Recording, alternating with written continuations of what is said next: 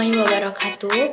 Halo semuanya, saya Syiful Qalbi dengan NIM 240170068. Pada kesempatan kali ini, saya akan mempresentasikan sebuah studi kasus dalam mata kuliah Keamanan Sistem Komputer. Studi kasus yang saya ambil adalah kebocoran data Tokopedia pada tahun 2020, salah satu insiden keamanan siber terbesar yang pernah terjadi di Indonesia. Di era transformasi digital, aktivitas online masyarakat Indonesia meningkat sangat pesat, mulai dari belanja online, transaksi keuangan, hingga penyimpanan data pribadi. Semuanya dilakukan menggunakan internet. Dengan meningkatnya transaksi digital, keamanan data menjadi komponen yang sangat penting. Ketika sistem keamanan tidak memadai, bukan hanya perusahaan yang terkena dampaknya, tetapi juga jutaan pengguna. Tokopedia adalah salah satu platform e-commerce terbesar di Indonesia dengan lebih dari 90 juta pengguna aktif. Selain itu, Tokopedia juga menjadi pusat transaksi jutaan penjual dan pembeli dari seluruh Indonesia. Karena volume datanya sangat besar, Tokopedia secara otomatis menjadi target utama serangan cyber. Tokopedia adalah salah satu platform e-commerce terbesar di Indonesia dengan lebih dari 90 juta pengguna aktif. Selain itu, Tokopedia juga menjadi pusat transaksi jutaan penjual dan pembeli dari seluruh Indonesia. Karena volume datanya sangat besar, Tokopedia secara otomatis menjadi target utama serangan cyber. Pada bulan Mei 2020, komunitas keamanan cyber mulai melaporkan dugaan kebocoran data Tokopedia. Beberapa hari kemudian, data tersebut mulai muncul di forum dark web, dipublikasikan oleh seseorang hacker.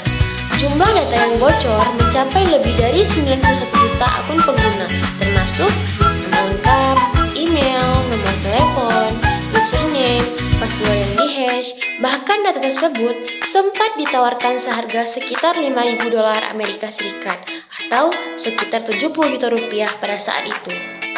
Walaupun password masih dalam bentuk hashed, tetapi ketika metode hashing tidak ditambah inskripsi dan salt yang memadai, data masih bisa diretas menggunakan teknik seperti brute force, dictionary attack, dan rainbow table attack.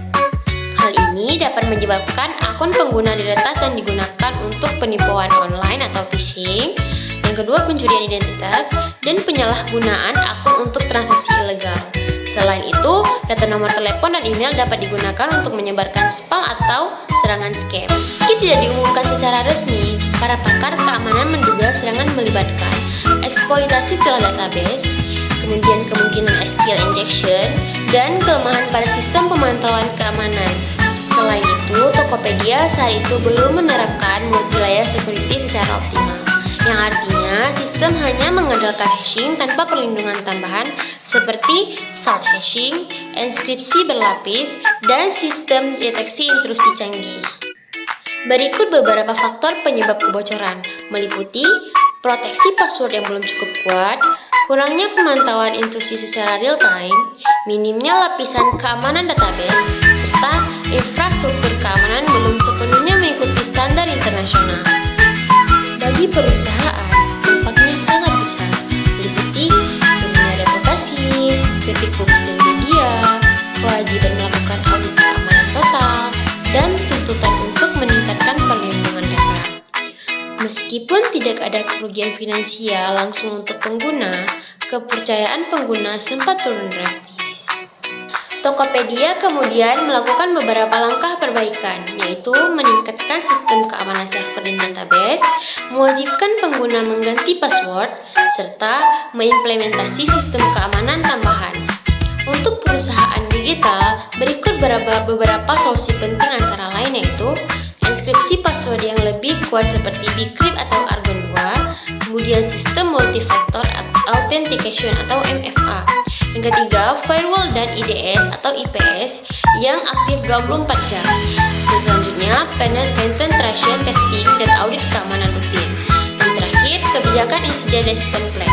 Tidak hanya perusahaan, pengguna pun harus ikut menjaga keamanan akun, yaitu dengan cara rutin mengganti password, menggunakan password yang kuat dan berbeda di setiap platform, mengaktifkan two-factor authentication, dan tidak mudah klik link yang mencurigakan atau phishing. Dari kasus kebocoran data Tokopedia 2020, kita dapat mengambil pelajaran bahwa sistem digital meskipun besar tetap rentan diserang. Keamanan data harus bersifat proaktif dan berlapis. Edukasi terhadap pengguna juga sangat penting. Perusahaan wajib mematuhi standar keamanan internasional. Kasus ini menjadi pengingat bahwa keamanan cyber adalah tanggung jawab bersama, baik perusahaan maupun pengguna. Baik, sekian pemaparan dari saya. Terima kasih telah menyimak. Wassalamualaikum warahmatullahi wabarakatuh.